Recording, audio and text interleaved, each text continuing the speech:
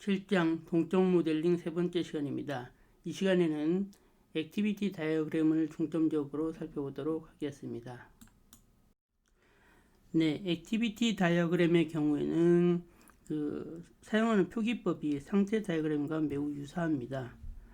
그런데 상태 다이어그램과 차이가 나는 것은 상태 다이어그램에서는 상태 전이, 즉 트랜지션이 외부 이벤트에 의해서 이루어졌는데 그거에 비해서 액티비티 다이어그램의 경우에는 이 트랜지션, 상태 전이와 비슷한 트랜지션이라고 하는 것은 대부분 내부 이벤트, 즉 어떤 액티비티가 실행을 끝냈을 때 발생하는 어떤 그런 내부 이벤트에 의해서 이루어진다라고 하는 것이 차이가 있다라는 거죠. 그럼 액티비티 다이어그램을 사용하는 목적을 한번 볼까요?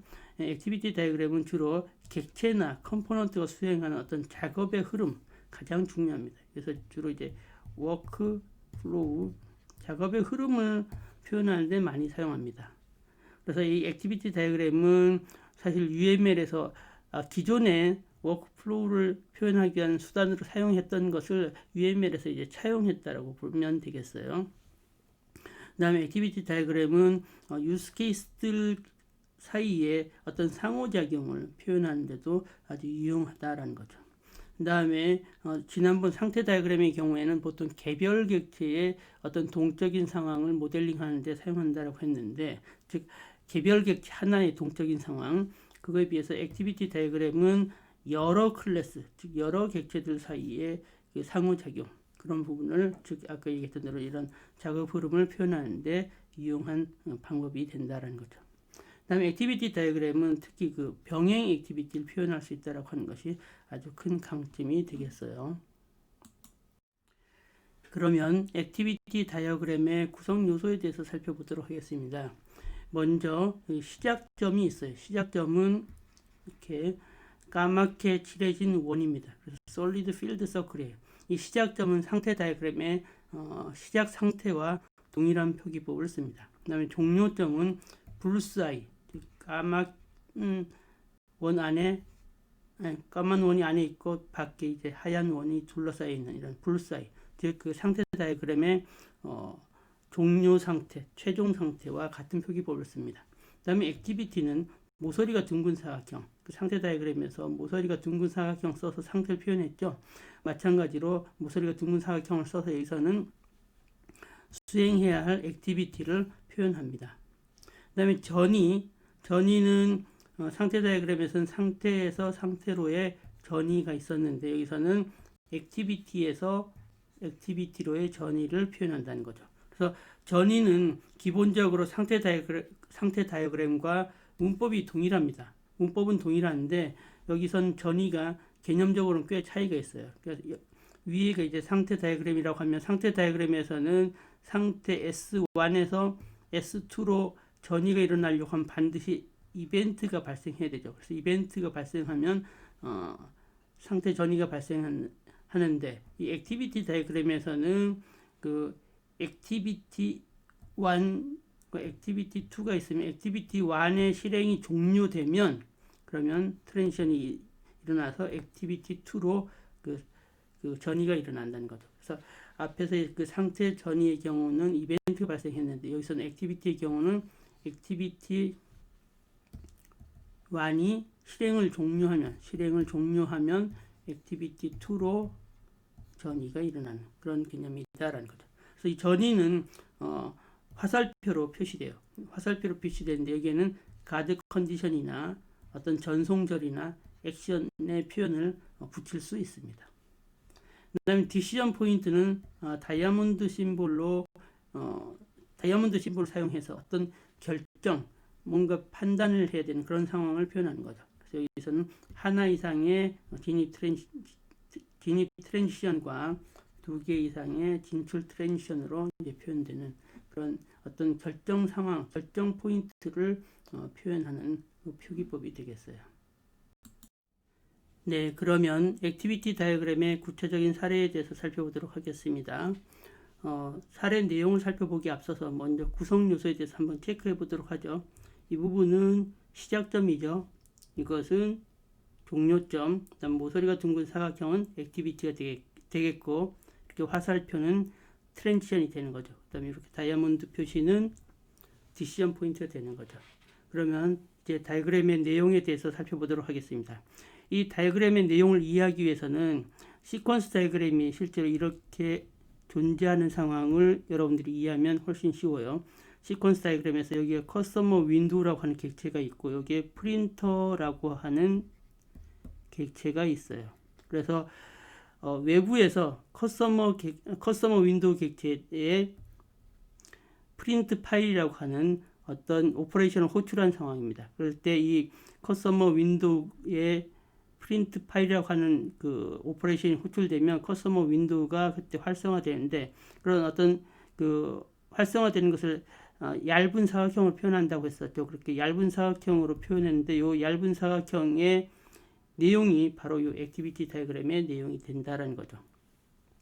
그래서 결국 그 커스터머 윈도우에 프린트 파일이라고 하는 오퍼레이션이 불렸을 때 그 프린트 파일의 그 내부 동작이 이 액티비티 다이어그램이다라고 이해하시면 되겠어요. 그래서 외부에서 커스터머 윈도우에 프린트 파일이라고 하는 오퍼레이션을 호출했어요. 그렇게 호출한 상황에서 이제 디시전 포인트에서 이제 어떤 결정을 해야 되는 거죠.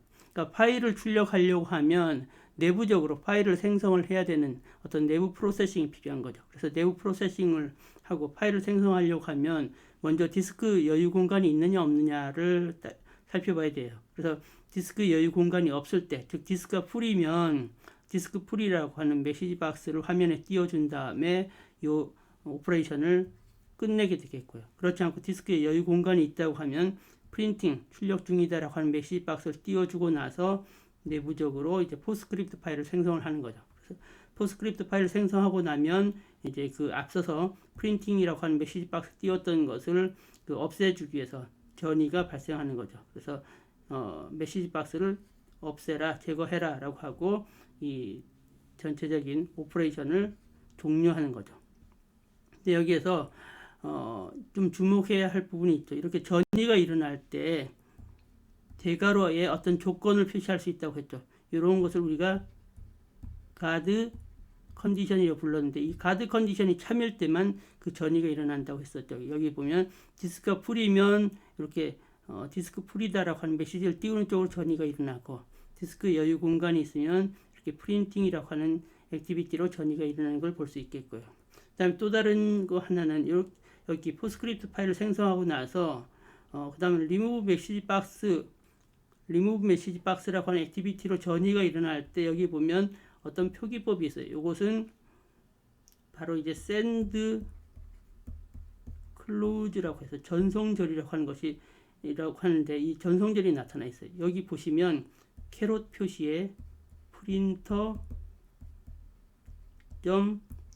print 파일 이렇게 되어 있죠.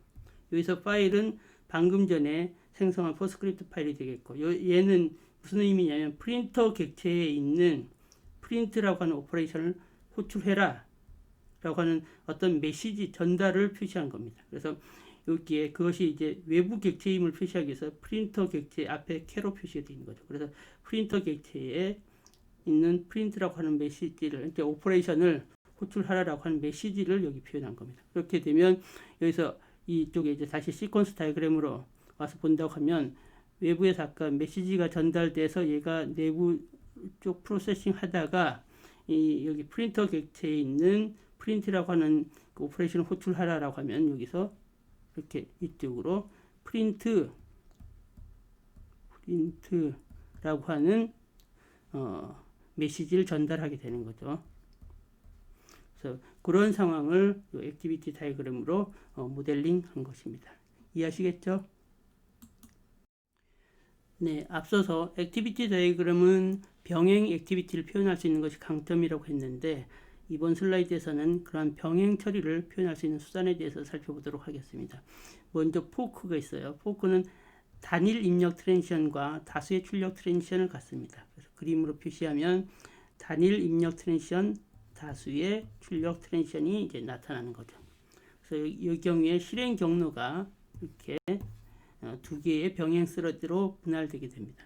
그다음에 랑데뷰는 다수의 입력 트랜지션과 다수의 출력 트랜지션을 가져요. 그래서 그림으로 표현하면 다수의 입력 트랜지션, 다수의 출력 트랜지션을 갖는 거죠.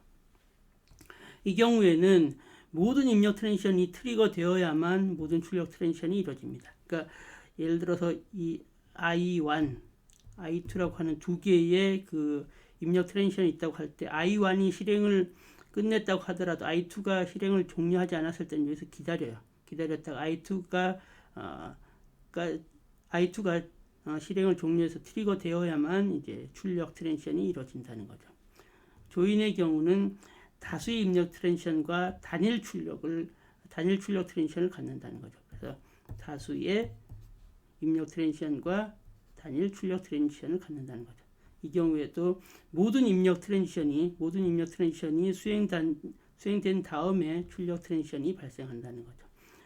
랑디비에서처럼 어떤 입력 트랜지션이 먼저 수행됐다고 하더라도 다른 입력 트랜지션이 수행을 마치지 않았다고 하면 여기서 기다렸다가 그 다른 입력 트랜지션이 수행되면 이제 출력 트랜지션이 발생한다라는 거죠.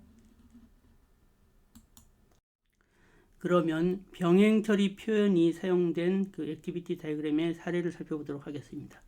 그림에서 보시면 이 부분이 이제 병행 처리 표현이 사용된 거죠. 여기에서는 단일 입력 트랜지션, 다수 출력 트랜지션이니까 얘는 뭐예요? 포크가 되는 거죠. 그다음 얘는 다수 입력 트랜지션과 단일 출력 트랜지션이니까 얘는 뭐예요? 조인이 사용된 경우가 되겠죠. 그래서 이렇게 포크와 조인을 써서 액티비티 다이어그램을 표현할 수 있는데, 그러면 이때 이쪽과 이쪽 내용이 각각 다른 스레드에서 실행될 수 있다는 거죠. 그러면 그러한 그 병행 처리 표현에 대한 내용을 살펴봤고, 이 액티비티 다이어그램 전체의 그 내용을 한번 설명할까요? 이 액티비티 다이어그램의 내용은 어떤 강좌에 등록을 하려고 하는, 즉 코스 레지스트레이션이라고 하는 시나리오를 그 액티비티 다이어그램으로 표현한 겁니다. 그래서 먼저 코스 레지스트레이션 리퀘스트라고 하는 것을 받게 되면, 코스 레지스트레이션을 이제 요청을 받게 되면 얘가 이제 스레드가 나눠져서 동작하는 겁니다. 먼저 코스가 not full이냐, 그러니까 코스가 이제 이미 등록을 꽉 찼느냐 안 찼느냐를 따지는 거죠. 그래서 코스가 만약에 not full이냐인데 not okay니, 즉 full이면 더 이상 코스 등록을 못하니까 그 시나리오를 종료하는 것이 되겠고요. 그 다음 코스가 not full이면 이리로 오게 되겠죠. 그 다음 다른 쪽 그 스레드에서는 프리리퀴짓 선수 과목에 대해서 체크를 하는 것이 되겠어요. 그래서 선수 과목을 체크했는데 선수 과목을 제대로 수강했으면 이렇게 오게 되겠고, 선수 과목을 제대로 수강 안 했으면 여기로 가는데, 선수 과목에 대해서 뭔가 선수 과목을 듣지 않았지만 어떤 스페셜 퍼미션, 특별한 상황에서 허락을 해준다라고 하면은 이렇게 오게 되겠고, 그렇지 않고 스페셜 퍼미션을 못 받았다라고 하면은 얘도 코스 레지스트레이션, 즉 코스에 등록할 수 없게 되고 그 시나리오는 끝나게 되겠죠. 그래서 그러한 상황에서 이제 선수 과목을 들었느냐 해서 선수 과목 정상적으로 듣고, 또는 아니면 듣지 않았어도 스페셜 퍼미션을 받았으면 이렇게 오게 되겠고, 코스가 풀이 아니면 이렇게 와서 결국 선수 과목 조건 만족하고 코스가 풀이 아니면 어떻게 되겠어요? 레지스트레이션 해야 되겠죠. 그래서 레지스트레이션을 완료하고 끝나게 되겠죠. 그래서 여기서는 그 코스 레지스트레이션이라고 하는 시나리오에 대해서 이렇게 와서 정상적으로 끝나는 경우, 또는 이렇게 코스가 풀이어서 예외적으로 등록이 안 되거나, 또는 선수 과목 조건을 만족 못해서 등록을 못하거나 한 예외 상황까지 표현해서 전체적으로 이제 코스 레지스트레이션에 대한 시나리오를 액티비티 다이어그램으로 표현하는 것이 되겠어요.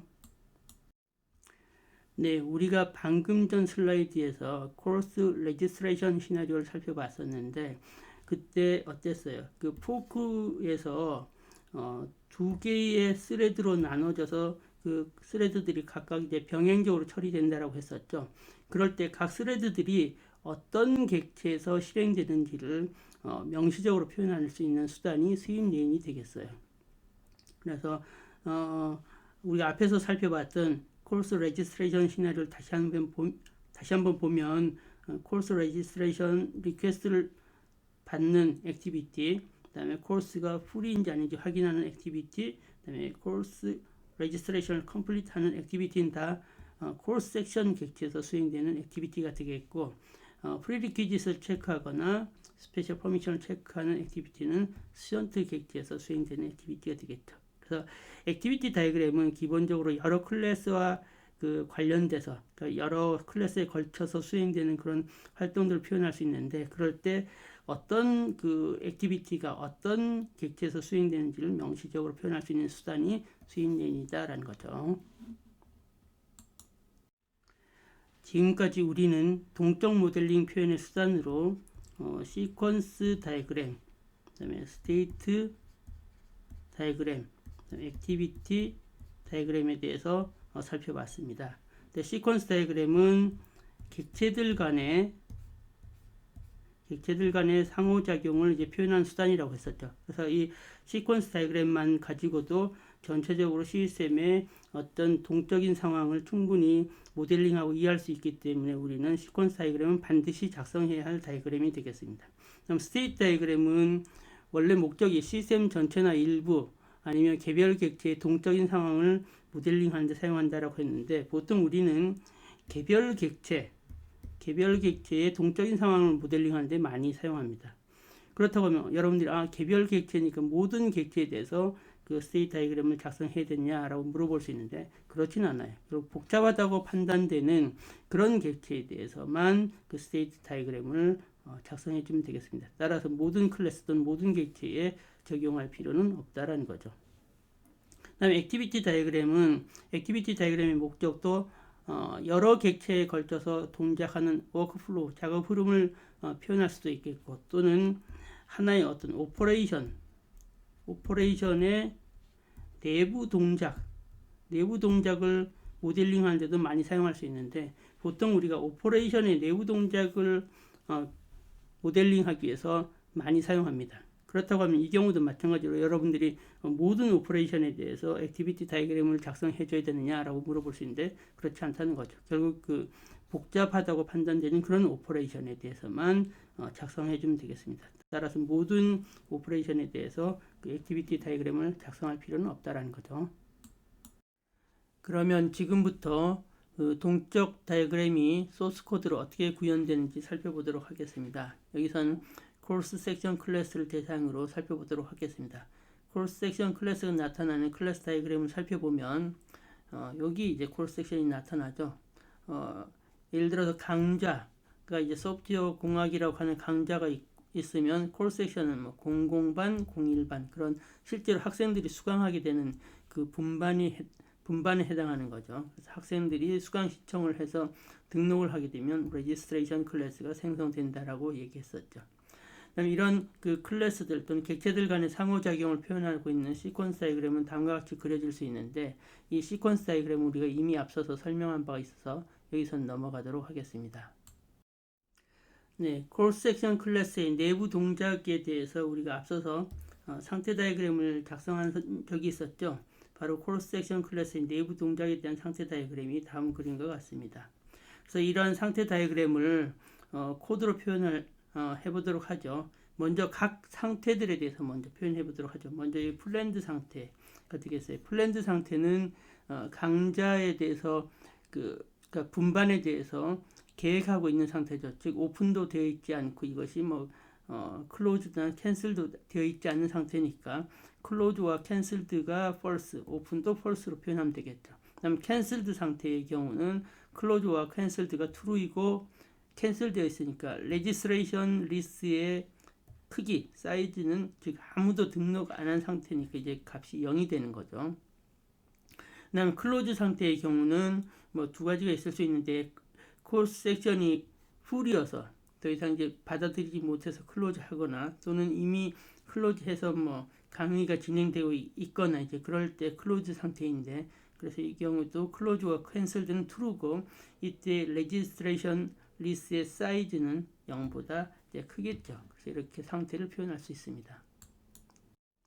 네, 계속해서 오픈 상태의 경우는 이제 레지스트레이션을 받아들일 수 있는 상태가 되는 거죠. 그래서 오픈을 true라고 하면 되겠고요.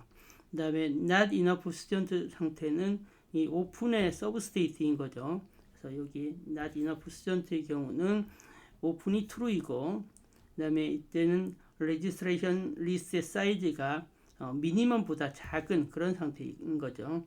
아직 그 강자가 예를 들어서 분반이 10명에서 뭐 30명이 수강할 수 있다라고 하면 10명의 최소 인원을 아직 못 채운 상태가 not enough student 상태니까, 그래서 현재 그 미니멈보다 작은 그런 경우가 not enough student 상태인 거죠. 그 다음에 enough student 상태는 중간 정도, 그래서 오픈의 서브스테이트고 오픈을 true, 그 다음에 레지스트레이션 리스트의 사이즈가 미니멈보다 크거나 같은 그런 상태가 되겠죠. 그러면 cross section 클래스를 자바 언어로 표현해 보도록 하죠. 보면 클래스 cross section으로 해서 전체 그 클래스의 틀을 잡았고요. 그 다음에 그 cross section 클래스와 cross 간에는 many to one의 관계예요. 그래서 one이기 때문에 여기서는 cross 타입의 cross에서 하나의 그 인스턴스만 관계되도록 표현을 했고요. 그 다음에 cross section과 registration 관계는 1대 many 관계예요. 그래서 여러 개의 레지스트레이션을 담을 수 있도록 리스트 타입으로 선언하고 그 변수를 레지스트레이션 리스트로 이제 선언한 거죠. 그 다음에 초기 상태가 플랜드 상태 되니까 오픈을 false로, 클로즈와 캔슬드도 false로 해서 처음에 이제 그 오픈과 클로즈드와 캔슬드의 변수 값을 정의했습니다. 계속해서 cross section 메소드는 cross section 클래스의 생성자이죠. 그 다음에 오픈에서 캔슬 이벤트가 발생하면 캔슬드 상태로 가게 되는데, 이때 불려지는 메소드가 캔슬 메소드가 되겠어요. 그래서 cross section 클래스가 캔슬드 상태에 있어야 되니까 오픈은 false, 그다음 close와 cancelled는 true가 되겠죠. 그 다음에 캔슬드 상태에서는 registration list의 사이즈가 0이어야 되니까 혹시 등록한 학생이 있다고 하면 그런 등록한 학생들을 전부 등록 해지를 시키게 되죠. 그래서 그런 등록 해지를 위해서 unregistered student라고 하는 메소드를 호출하고 있습니다. 플랜드 상태에서 오픈 레지스트레이션 이벤트가 발생하면 오픈 상태로 상태 전이가 일어나겠죠. 이때 불려진 메소드가 오픈 레지스트레이션 메소드가 되겠어요. 그래서 현재 상태가 플랜드 상태에 있어야 되는 거죠. 그래서 플랜드 상태에 있는지 확인하기 위해서 클로즈와 캔슬드가 false이고 오픈도 false이냐 확인하는 거죠. 그래서 이런 각각을 확인해서 플랜드 상태에 있다는 것이 확인되면 오픈을 true라고 하면 이제 오픈 상태로 상태 전이가 일어나게 되겠죠. 이때 오픈 상태로 갔지만 이때는 not enough students 상태에 머물러 있게 되겠죠. 왜 그렇죠? 지금은 오픈은 됐지만 아직 레지스트레이션이 일어나지 않았기 때문에 레지스트레이션 리스트의 사이즈가 0이에요. 이것은 레지스트레이션 리스트의 사이즈가 미니멈보다 작은 경우가 되겠죠. 레지스트레이션 리스트의 사이즈가 미니멈보다 작으니까 결국 not enough student 상태에 머물러 있는 것이 되겠죠. close registration 이벤트가 발생하면 그때 불려진 메서드가 close registration 메서드가 되겠어요. 이 경우에는 cancelled나 close 상태로 갈 수 있죠. 그래서 그것을 표현하기 위해서 open은 false, close와 cancelled를 이제 true로 값을 지정을 했고요. 이때 enough student에서 close로 갈 때랑 not enough student에서 cancelled 상태로 갈 때 동작 방법에 차이가 있습니다. enough student에서 close로 갈 때는 아무런 동작을 안 해도 되지만 not enough student에서 cancelled로 갈 때는 등록된 학생들을 등록 해지를 시켜주는 그런 추가 동작이 필요합니다. 그 부분이 이 코드에 나타나 있죠. 이 보시면 registration list의 사이즈가 미니멈보다 작으면, 즉 not enough student에 있었을 때는 이 cancelled로 오게 되면 등록된 학생들을 해지시키기 위해서 unregistered student 메서드를 호출하고 있죠. 계속해서 request to register 메서드에 대해서 살펴보도록 하죠. 이 request to register 메서드는 언제 불려지는 거죠? 그걸 이해하려고 하면 시퀀스 다이그램을 보면 되겠죠. 시퀀스 다이그램에서 GUI에서 cross section으로 request to register라고 하는 메시지가 전달돼요. 이런 request to register 메시지가 전달되면 cross section에 있는 request to register 메서드가 작동하는 거죠. 그래서 이 메서드가 동작하려고 하면 먼저 오픈 상태인지 확인해야 되죠. 그러니까 어떤 그 크로스 섹션에 등록을 하려고 하면 반드시 오픈이어야 되는 거죠. 그러니까 오픈 상태인지 체크하고, 그다음 오픈 상태인지 체크해서 오픈 상태일 경우에 들어가서 동작을 하는데, 이때는 이 시퀀스 다이그램에서 명시된 그런 인터랙션에 따라서 동작을 하는 거죠. 여기 보시면 크로스 섹션에서 크로스에 접근해서 선수 과목 정보를 알아오고, 다시 그 선수 과목 정보를 가지고 학생 객체에 접근해서 학생이 그 과목을 이수했는지 확인하고, 그래서 그것이 선수 과목을 제대로 이수했으면 레지스트레이션을 크리에이션하고, 이런 과정이죠. 그래서 그런 과정이 여기 코드로 표현되어 있습니다. 그래서 코र्스 접근해서 선수 과목 정보를 알아오고, 그 선수 과목을 정보를 가지고 학생 객체에 접근해서 학생이 이수했는지 확인하고, 그래서 이수했을 경우에는 레지스트레이션 객체를 생성을 하는 이 과정이 이 코드에 나타나 있는 거죠. 그 다음에 여러분들이 여기 그 스테이트 다이그램을 보면 이너프 스튜던트 상태에 있을 때 클래스 사이즈가 맥시멈보다 크거나 같으면 자동으로 클로즈 상태로 상태 전이가 일어나는 거죠. 그런 부분에 대한 즉 클로즈 상태로의 자동 전이에 대한 부분을 체크할 필요가 있는데, 그런 부분에 대한 코드가 여기 있습니다. 레지스트레이션 리스트의 사이즈가 맥시멈보다 크거나 같으면 클로즈 상태로 가야 되죠. 그래서 클로즈 상태로 가게 하기 위해서 오픈을 false로, 클로즈와 캔슬드를 true로 값을 지정하면 되겠죠.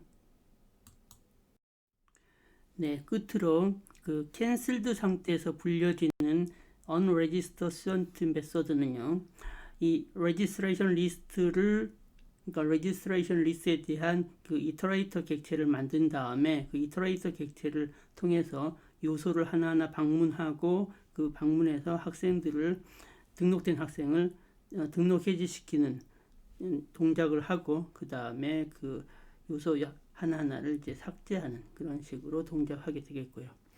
그 다음에 그 여기 시퀀스 다이그램에서 레지스트레이션 객체를 크로스 섹션에 이제 등록을 하는 그 등록 메소드, add to registration list 메소드는 레지스트레이션이 들어오면 그 레지스트레이션을 레지스트레이션 리스트에 이제 추가하는 그런 기능을 수행하는 거죠.